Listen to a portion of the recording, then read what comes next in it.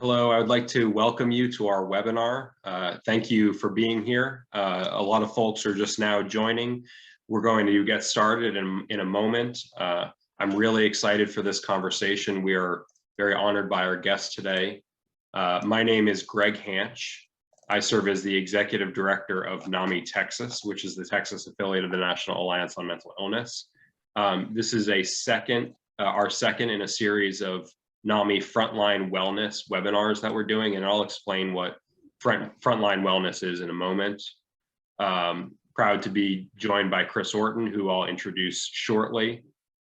This webinar conversation is sponsored by Aetna Better Health of Texas. I'd like to thank them for their support. Now I'll just talk briefly about what the NAMI #Frontline Wellness initiative is.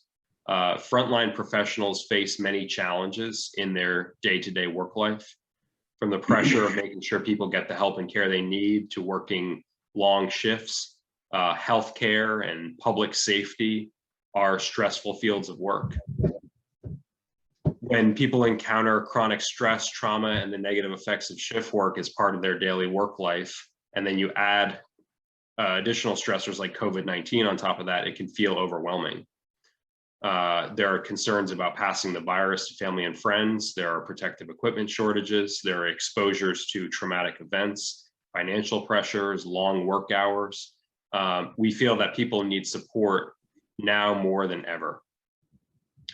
For many frontline professionals, the pandemic has taken a toll on their mental wellness. We want frontline professionals to know that if they're struggling, that they are not alone. We want them to know that NAMI and others like Chris are here to help. We are going to give the chance for questions to be asked, and I encourage anyone who has questions to enter those in the Q&A box. Feel free to introduce yourself in the chat if you would like to, but we ask that all questions that you have be entered into the Q&A box. I'm going to introduce Chris briefly, but really I think the best way to get to know Chris is by hearing from him directly. Chris is a retired detective. He was employed by the Travis County Sheriff's Office for 29 years before retiring recently. He's served Travis County Sheriff's Office as a correction officer, as a patrol deputy, and as a detective. He'll talk about his personal experience. He'll talk about trainings that he has taken in the mental health field. He's been part of numerous initiatives at the Travis County Sheriff's Office related to mental health and other programming.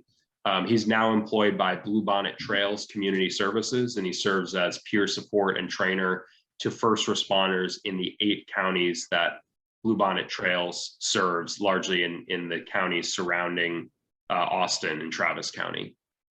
In addition to peer support, Chris provides training in basic PTSD and peer support. He is able to locate resources for first responders.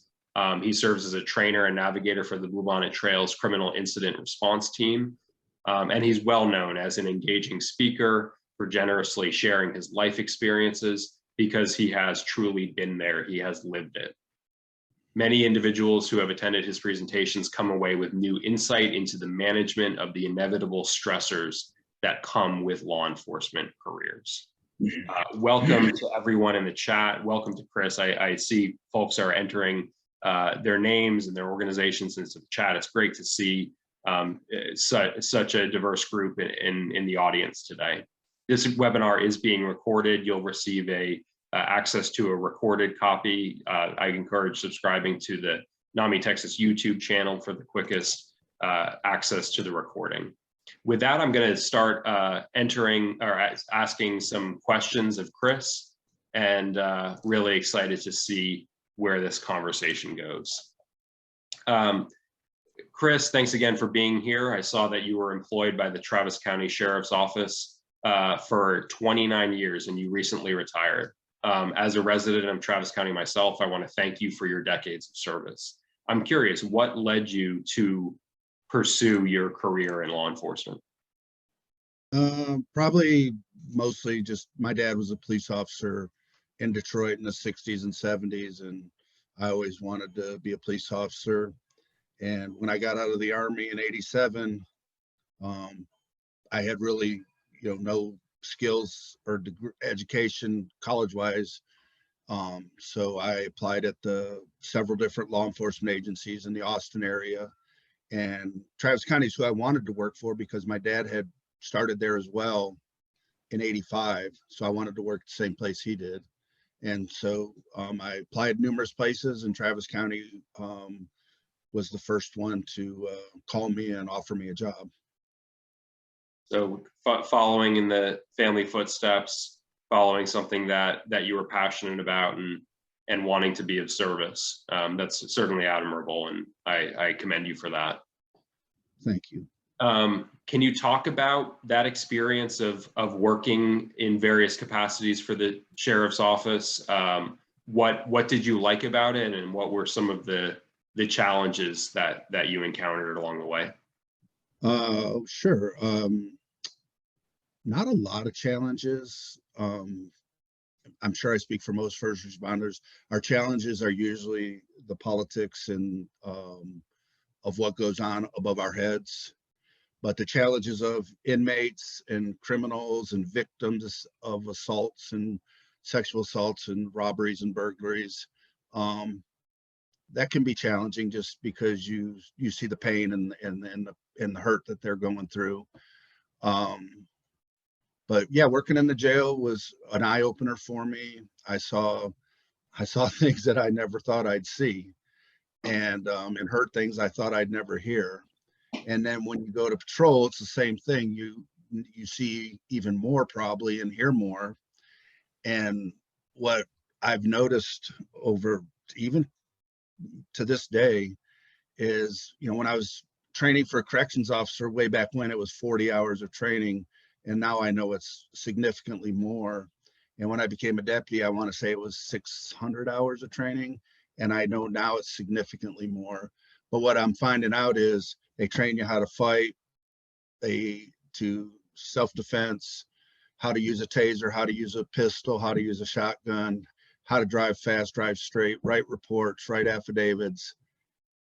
But don't teach you how. They do teach you how to do CPR, how to apply a tourniquet, and the Heimlich maneuver, and all these different things they teach you.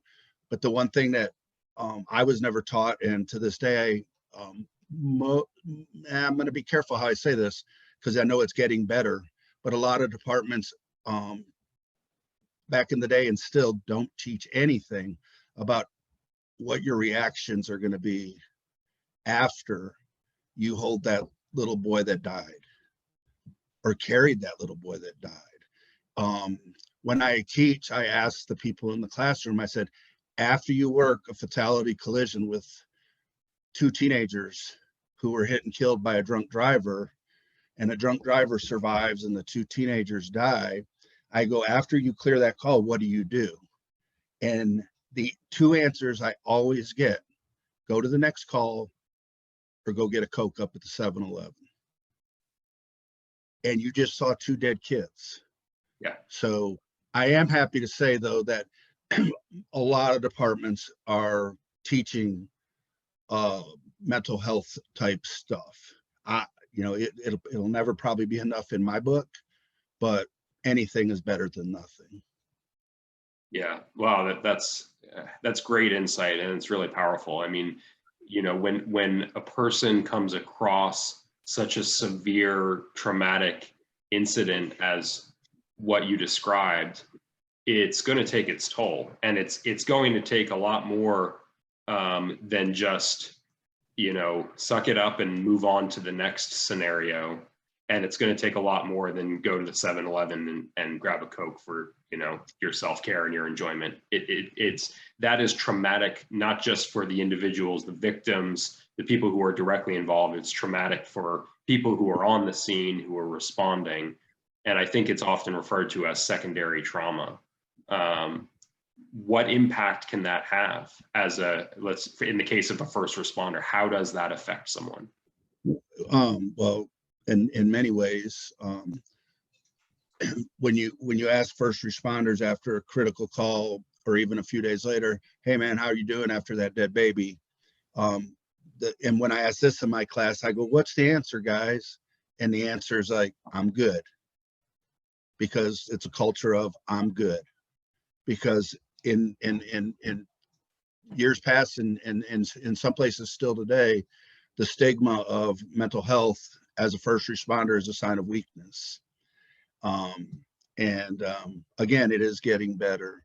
But yeah, so one of my calls was I had to carry a 7-year-old who had drowned in Hamilton Pool, and he was lived in a group home. So he'd already been through the CPS system, or was in the CPS system, and already had not the best life as a 7-year-old. And when when the divers pulled him out of the Hamilton Pool after he drowned, what I saw, and a lot of first responders will back me up on this, is the little boy's name was Corey, and I didn't see Corey, who was 7. I saw Billy, who was 9. And Billy's my son. Mm. And he looked just like him. Mm. So here it is. I've even had therapy on this, and it's still choking me up. And then when I was done with that call, I went and ate Mexican food. And that was the end of it. And you go to call after call after call after call like that, and eventually your backpack, your proverbial life backpack that starts the day you're born, as far as I'm concerned, traumas and bad memories start going into that backpack. Your backpack gets full, and when you can't carry your backpack with if you're having a difficult time carrying your backpack, that's not going to do your marriage any good. It's not going to do your being a father or mother any good. It's not going to do the citizens any good, because you'll go to calls with a bad attitude. Because in one of the instances is I do go to a dead baby call, and it's horrible because not only am I dealing with the baby, but I'm dealing with the family members who are all screaming and crying, and I'm hearing this. And then I go to my next call where the victim home has been burglarized, and they're crying, and rightfully so. They're a victim of a burglary. But as a police officer, you want to say, really, this isn't that big of a deal. But you can't say that because it is a big deal to them. So it's hard. It's real hard. Yeah, these traumas accumulate, and they build up over time, and they can reach a breaking point. And yes, certainly if there's a culture where it's frowned upon or it's discouraged to speak out and seek help and access care, that is counterproductive. To a certain extent, it seems like these traumas that secondary traumas that first responders experience are unavoidable. If that's the nature of the job. There's only so much we can do to reduce that side of it, but what we can do to increase support and care is, one, make it okay to say, and make sure that people know that there's no shame in seeking support. And then two, we can increase access to resources, programs, services that are specifically tailored to this group of people that are in extra need of those services, supports, and resources. And I'm curious to hear about, your background and your experiences with those types of programs. But to circle back to something I started with, these traumas can reach a breaking point. They accumulate, and it can evolve into a crisis situation. And from what I understand, part of your story is receiving a mental health diagnosis, struggling with your mental health, and then finding your recovery. First, I'd like to ask, what was your first step in seeking treatment? Well, in December 27th of 2006, I had a full-blown breakdown in my cubicle while working the child abuse unit. Excuse me. Nobody recognized that I was having a breakdown. It was more Orton's having a bad day. And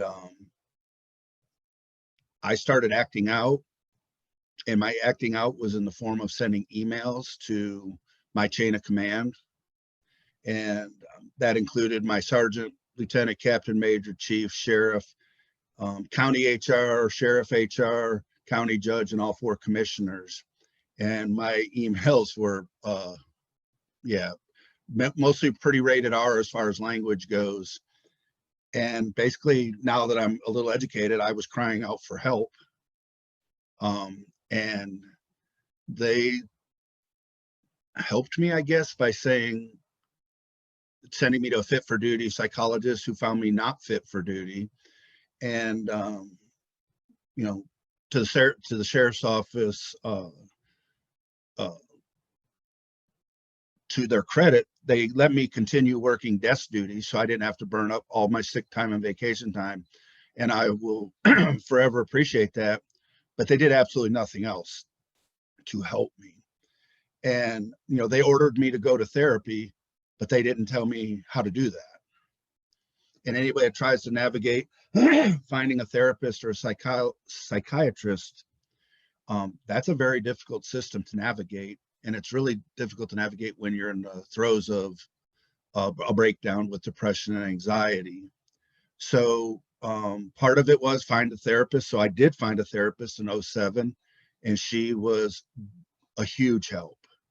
And about 8 months later, I was able to come back to regular duty. So accessing therapy, reaching out for support made a big difference. Can you talk about other factors after that initial step, other factors or other services that you received that helped you get to where you are now? Sure. So when it first happened back 07, 08, 09, every chance I had to badmouth the sheriff's office, I did, in public, wherever. And I wasn't on Facebook back then, fortunately. And I started going to training to learn about mental health. So I went to critical incident stress management, crisis intervention, different suicide awareness type trainings, the Stephen Ministry training, the Stephen Ministry leadership training. And what I finally learned after all that training is the sheriff's office didn't help me because they didn't know how to help me. So I have given them a pass, forgiven them, whatever the right words are for that, back in 07. But here in 2022, with all the information that we have and the training that's available, shame on any department that isn't taking advantage of mental health ed training and mental health resources. Mm-hmm. Yeah. So yeah, lots of training. And you wanted to go to those trainings to empower yourself with your own mental health recovery, but it sounds like you were also there was a shift where you wanted to support others and you wanted to be involved in helping others. Tell me about that thought process and wanting to do that. I actually think that was even more important than me wanting to go for me. Basically around 2010, and as I was recovering, I was like, man, my life has really sucked for the last 3 years. And I don't want Deputy Jones and Smith and Johnson to go through the same thing I did. So I started getting educated. I started calling like Las Vegas Metro, LA County, different jurisdictions all over the country. While I was sitting in my cubicle, supposed to be doing detective work, and I was calling and saying, tell me how you do peer support. Tell me what you do for your first responders, your police officers. And I started learning there was full-blown programs all over the country, and we had nothing. So we started working on stuff at Travis County. Can you tell us about what those programs were? You mentioned them by name, like what started to get put into place in Travis County? Like for those who may not be familiar, what is critical incident stress management, CIT, peer-to-peer? Well, CISM's actually been around for years. It's an international model. Travis County was doing it even before I had my mental health breakdown, but it was being done, not necessarily with all seriousness. And so it wasn't being done as well as it could have been done. And that's not a reflection of the people that were doing it. It was just because it was so new, I guess. So yeah, critical incident stress management is a great thing. Between 24 after a critical incident, 24 to 72 hours, you have these debriefings, and it's very scripted, and it elicits certain information or certain conversations from each first responder. And what's nice about it is one first responder might not think they need to be there, but they go, and one or two things typically happen. One, they go and they realize, oh gosh, I'm glad I came because I did need this. Or they'll say something they saw at the scene, at the incident, that helps give clarification to some other first responder whose mind is wandering on how something happened. And that usually is your dispatchers, because they don't ever get to see, they just get to hear. So these debriefings can be huge for dispatchers. So that, and then crisis intervention is, just the state mandates that, I believe they mandate 40 hours of crisis intervention training, but that's so we can better deal with the public in mental health, not each other, although it's applicable. Mhm. And then peer support. Peer support is just being your brothers and sisters keeper. And if you and me were partners, Greg, and we were walking down the hall and I knew you just dealt with a dead baby call, and I said, hey man, how's that call? Or how are you? And you're like, oh, it's okay, I'm good. Well, if we're partners, I know if you're lying to me or not. And if I feel like you're lying to me, I'm going to call you out and say, hey, let's go talk. Mm-hmm. And if you do the talking in a confidential and respectful way, and then I say, hey, Greg, I got this EMDR therapist in North Austin, and she's really, really good with police officers. And nobody will know that you're going, but you and the therapist and me, and I'll take everything to my grave. You'd be surprised how many people will go. Yeah. But if you accept that answer that I'm good and keep walking, that's the easy way. Getting involved is the hard way. So that's some advice that you would give to a fellow law enforcement officer who has been through trauma, has been on the tough calls. What advice would you give to someone who is fresh out of the academy in terms of taking care of their health? Well, what's neat about the younger people nowadays, so many of them have already been in therapy due to divorce or whatever. So therapy for the younger generation is a little more acceptable. But I will tell them,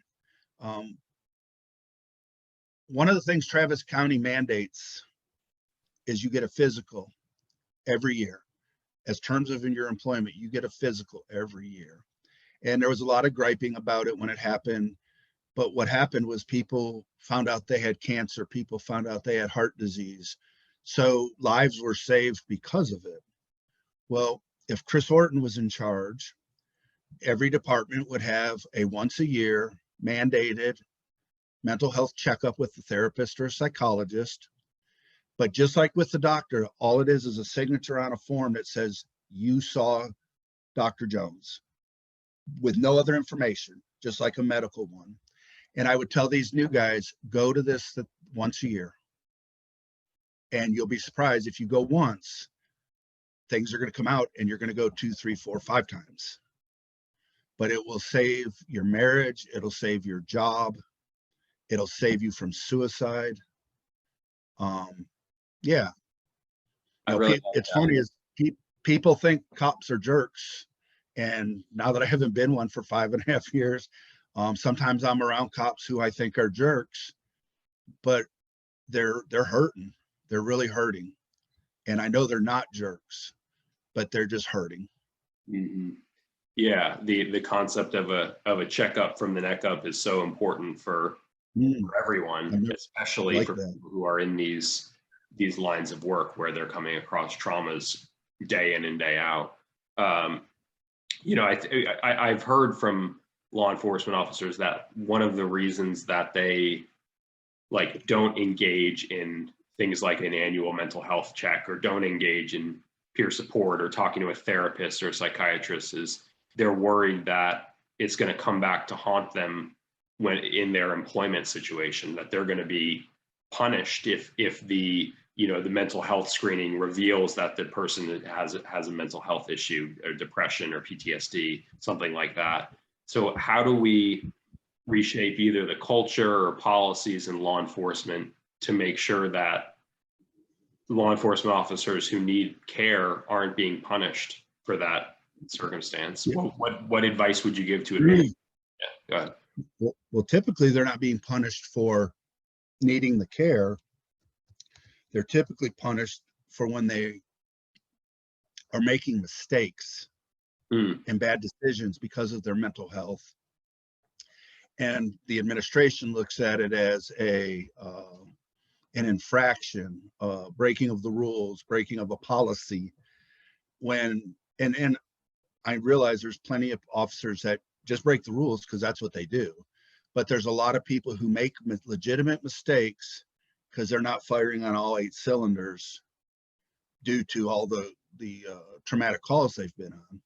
So what I find is in some departments, when you start making those mistakes, the easy way to deal with it is to just let the person go and fire them. Which is sad to me, because for me, I got sick on Travis County hours.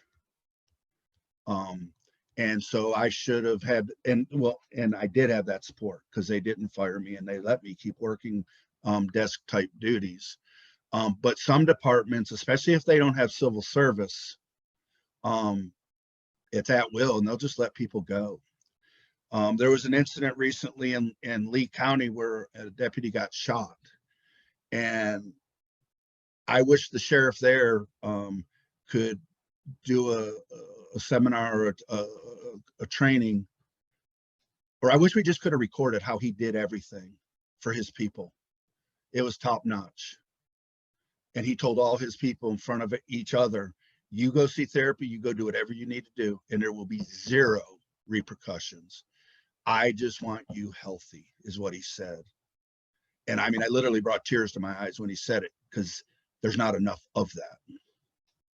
Yeah, that's incredible. I would love to hear that story and hear it directly from the person in Lee County.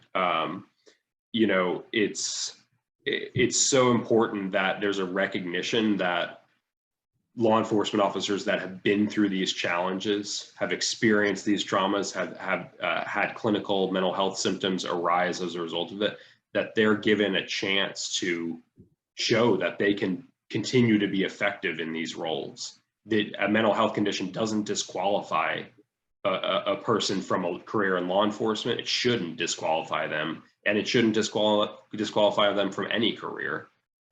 So we need that culture shift, and we need leadership in this field and others to step up and say, we know if you get the right supports, you can continue to thrive in this position. Well, so another example, and I agree with what you just said, is in 2007, I had my breakdown and I was very vocal, and I lost friends, personal friends in my life that had nothing to do with the sheriff's office. I lost friends who worked for the sheriff's office, some of them who I started with in 1987, some of whom were gossiping behind my back. Orton lost his marbles, Orton went crazy, whatever. And none of those people were helping me. They just gossiped about me. But if I had a heart attack or cancer, there would have been benefits for me. There would have been, hey, we're all meeting at Orton's land on Saturday. His land, nobody's picked up his limbs or mowed his 8 acres in forever. We're going to go help him. Well, when it's mental health, it's absolutely 0. And so if we could get that changed, that would be huge. And or when a deputy gets injured in a fleet on-duty car accident or injured in a fight, and they're going to be like a broken leg, and they're going to be out for a minimum 6 months. The sheriff's office, like, okay, your workers' comp, all your bills are going to be paid. We're holding your job. Well, okay, Chris, you just carried Corey from Hamilton Pool to the parking lot and put him in the ME's van. Well, that is a trauma, but you're expected to go take the next call. You should be entitled to the same benefits for that as the benefits that people get for other medical conditions that they experience on the job. And I believe I've heard some stories over the last few years that workers' comp has gotten better with that. Mm-hmm. Workers' comp's always going to be workers' comp, which is a hard system to navigate, but I heard that's getting better. There is some legislation that was passed either in the 2021 session or 2019 that reforms Texas's workers' comp system to allow it to make payments for first responders and law enforcement who have PTSD as a result of their employment. We'll make sure to provide the information on that in the follow-up to this webinar. Just a couple more questions for you, Chris, and then we'll see if any other questions have been submitted in the Q&A, and you can feel free to add anything else that you'd like to share. I'm curious about your current position at Bluebonnet Trails Community Services. How did that, do you know the history of that program, like how it came to be? And just tell us about the program and how it operates in general. Yeah, excuse me. I retired October 31st of 16. Sat around, did nothing for a few months. Started mowing and weed eating up at my grandkids' elementary school. And that didn't end up working out. And I came back home again with nothing to do and with no degree and no really job skills other than being a police officer, a corrections officer. Shoot, what's out there for me? Well, there's all kinds of opportunities to go be a police officer somewhere else and gain a significant second income doing that. But I didn't want to be a police officer anymore. I'm done with that. That was a great chapter, but it's over. So one day I got a phone call from somebody and said, hey, my name's Pastor Ripple from Bluebonnet Trails Community Services, and I got your name from so-and-so. And Bluebonnet Trails is thinking about implementing a peer support program for first responders in the 8 counties. Well, I'd never even heard of Bluebonnet Trails, didn't know what a local mental health authority even was. But I had nothing to lose by meeting these people. So I met with Pastor Ripple and Tiffany, one of my bosses, Tiffany Guerrero, and they basically asked me to tell them about me, what I'd been through, my training, whatever. And they're like, well, how would you like to come work for Bluebonnet and provide peer support and training to first responders in our 8 counties? And of course I laughed. I was like, really? Like, you're going to pay me to do this? Because it's just something I've always done. And they were like, yeah, we'll pay you to do it. So anyway, they hired me as a contract employee for about 1.5 years. And then it transitioned into full-time. Excuse me. So I provide, if every first responder in the 8 counties who needs help called me today, I couldn't do it. So it's a blessing that my name's out there, and it's also a blessing that my name's not out there, because I could really be, Tiffany once said, be careful what you wish for, because I was wanting more work, and I don't do that anymore. But I will drive to any of these 8 counties and meet a first responder for coffee at a park, at a restaurant. I always let them choose what their comfort level is. And we will meet, and I do my best to just listen, share a little bit about my story so they know that I've walked in the same boots as them, but let them talk and then see where they want to go after they talk, whether it's therapy, whether it's psychiatry, whether it's Stephen Minister, whatever. And I just feel them out and assure them that everything they tell me is confidential. I'm very, very confidential, and do that. So peer support. And then I back in 2012, a small group from Travis County, we created this class, which I named PTSD 101/peer support. It's just very basic information, but it's enough information to make you aware of your backpack and your partner's backpack.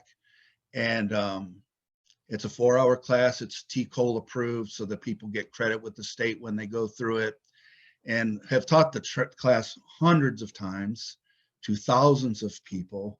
And there's only been a handful of classes where at least one person didn't reach out for help afterwards.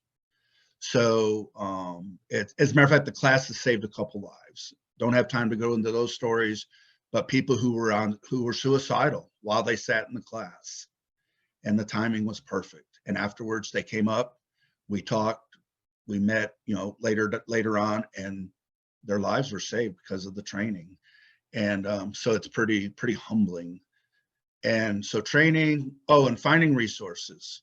If somebody anywhere in the United States or even Canada, if you call me or text me and say you need a therapist, here's my insurance and here's my geographical location, zip code, I will find them a therapist.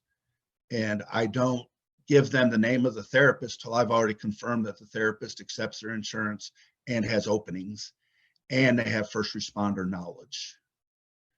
Because first responders will call one, maybe two therapists, and if it doesn't go their way, they quit calling. So I take that out of the loop for them, and I just do it. And then when I have 2 or 3 names, I give them their profiles from psychology.com, and then they can make their own decision. That's outstanding. We would like to see every local mental health authority in the state have an initiative like this. The education class, the one-to-one peer support, the resource linkages and referrals, that is so needed. And this isn't, of course, the only peer support program for first responders in the state, but it really stands out in terms of its different components. And Chris, you had sent me a flyer about the program, and we're going to make sure to share that flyer with the attendees of this webinar.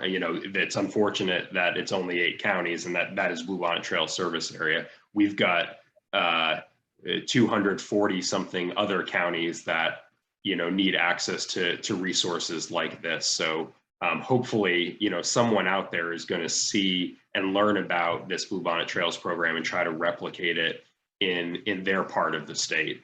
There is also worth mentioning a Texas law enforcement peer network, and that was the previous webinar that we did with Jeff Spivey, who is in charge of that program. That's out of the Caruth Police Institute in the Dallas area. So I encourage folks to look into that. And then in the Dallas-Fort Worth area, NAMI North Texas has a program, a pretty new program called Overwatch Peer Support. That it's similar to some of the things we've been talking about here. So there are an increasing number of resources for mental health peer support for first responders, particularly law enforcement. And this is just the beginning, I think, of initiatives like these. I can't wait to see where this goes.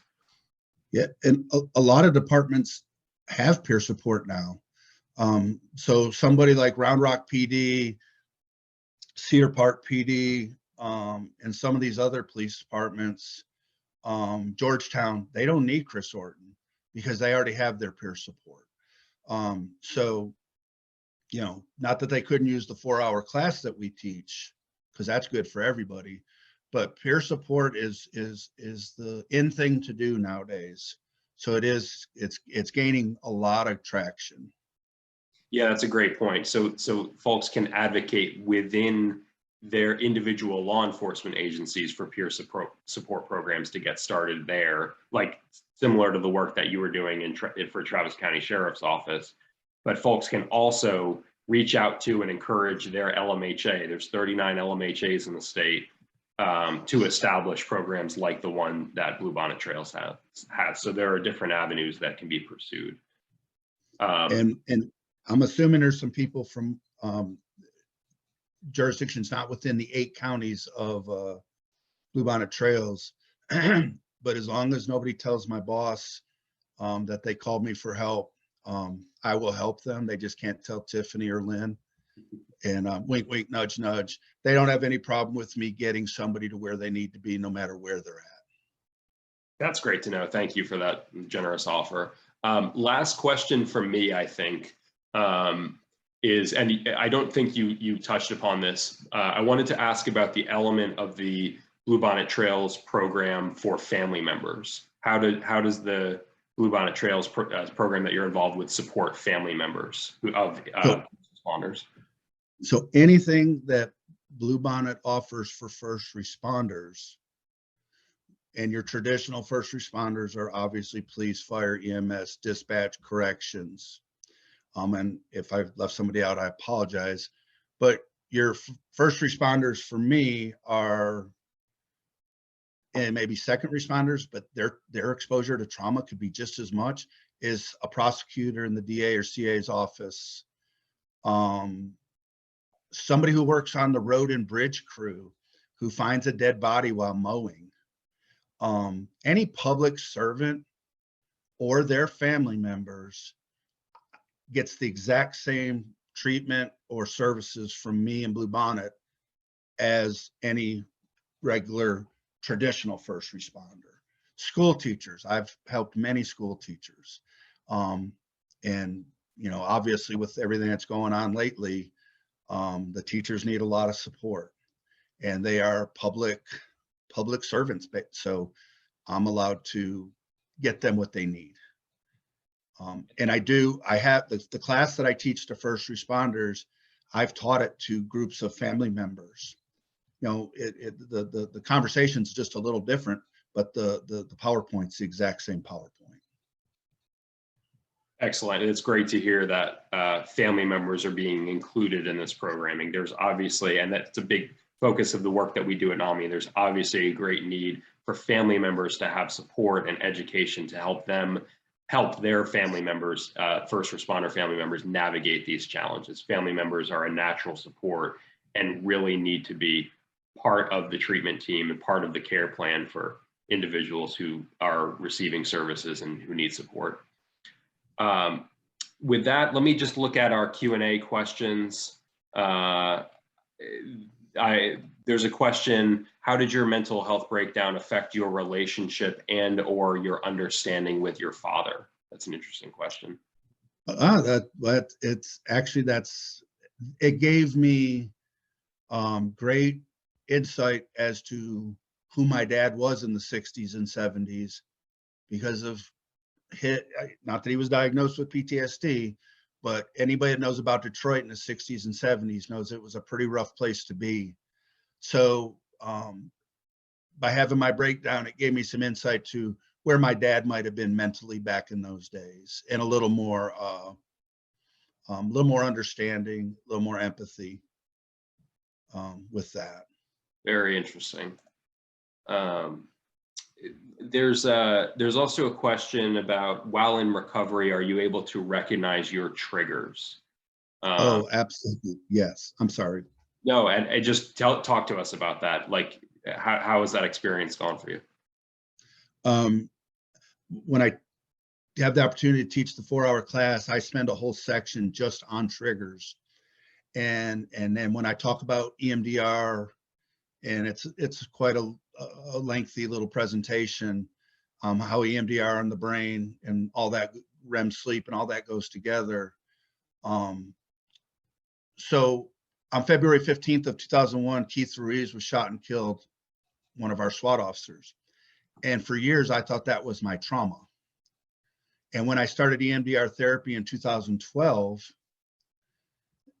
what turns out is Keith's death was a trigger. It was traumatic, but it was a trigger to my traumas from the 60s and 70s, from what I was seeing and hearing as a little boy in Detroit with police officers dying, because a lot of them died.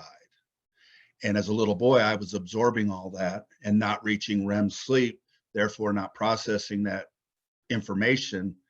And then it was up there. So Keith's death started bumping into all those old memories and triggered me. So I know, well, I got triggered a minute ago when I was talking about seeing Billy instead of Corey at Hamilton Pool. So that's a target for me at some point in my EMDR therapy that I'm going to now. What do some of those individual coping mechanisms look like when a trigger arises? Well, for me, the old smell the roses, blow out the candles. So I'll sniff in, breathe in through my nose till I can't breathe in anymore. I hold it for as long as I can, and then I blow out through my mouth as slow and long as I can. And I do 2 or 3 of those. It's amazing how much that helps. And then also, if anybody wants to YouTube it, but you can YouTube EMDR butterfly hugs, and it actually, you can do this while you're struggling with a specific moment in being triggered.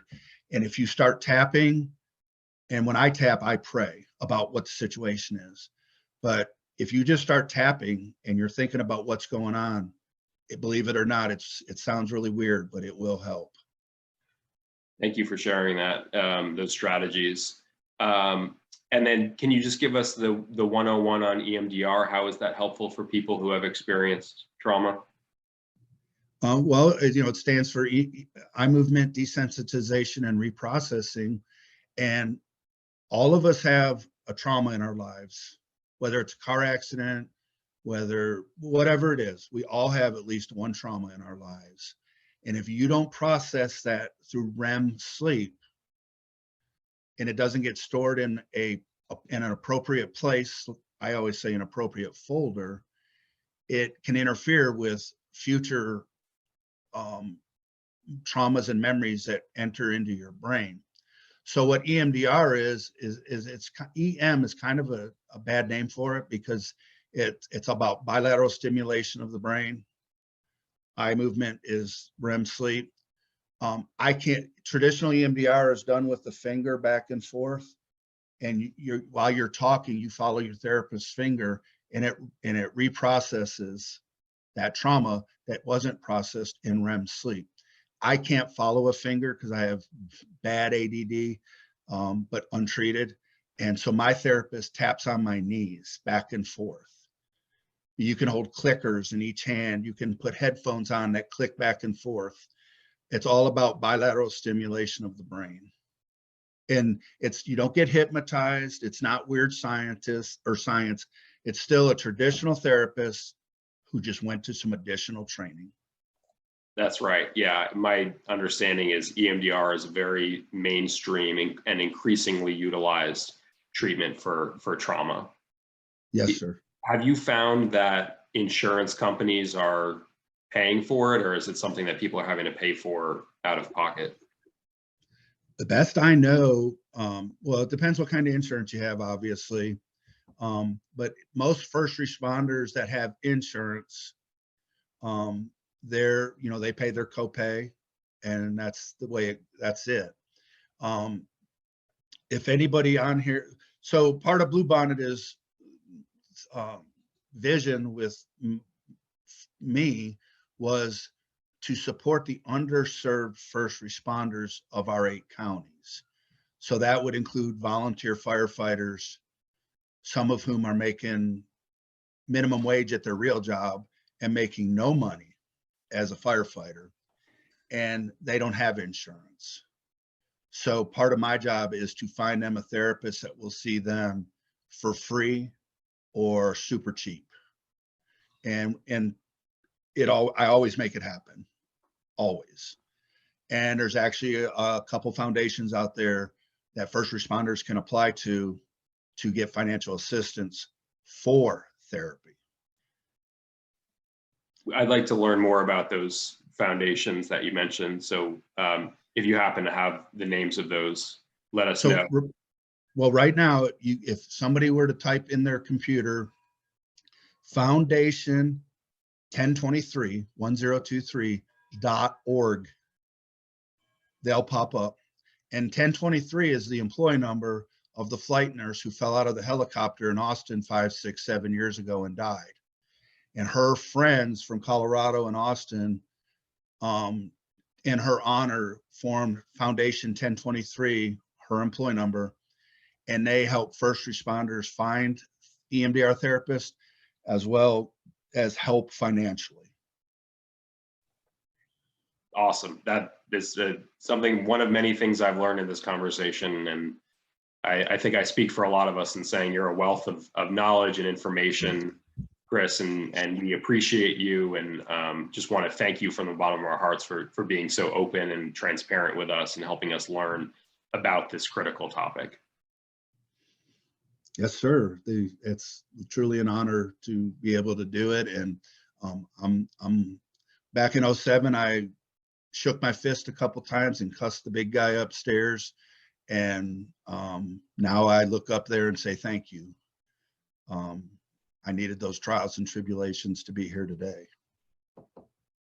Absolutely. Well, that's amazing. Thank you. Thank you again, Chris. And there was a question in the chat about how people can learn more about the Bluebonnet Trails First Responder Peer Support Program. I added the flyer to the chat just a couple minutes ago, so folks can download that. The phone number for the program is on there, and Chris has encouraged people to reach out to him. So the phone number on the flyer is my Bluebonnet phone number, and I don't even know what that number is. So I will give my phone number that I use for everything is 512 517 4179. And I don't care if you're in New York or Washington or whatever, you call me or text me, and if I don't have the answer, I know who to call, hopefully to find the answer. And or email me is fine as well, whichever works. Awesome. Thank you. I entered your number in the chat, and we'll get this information out to everyone. Just a couple quick plugs before we end. These were put in the chat as well, but please think about anyone who's on here attending the NAMI Texas Annual Conference. It's November 4th and 5th in the Dallas-Fort Worth area. I want to encourage anyone who's watching to avail yourself of NAMI Texas's online programming. We have free support groups and mental health education classes, and also connect with your local NAMI affiliate organization. There are 26 of them around the state of Texas, and it's easy to look up where your nearest local NAMI affiliate is. And then please consider making a donation to NAMI Texas so that we can continue to offer no-cost programs like these. Appreciate you all for being here, and stay tuned for the next NAMI Texas Frontline Wellness webinar.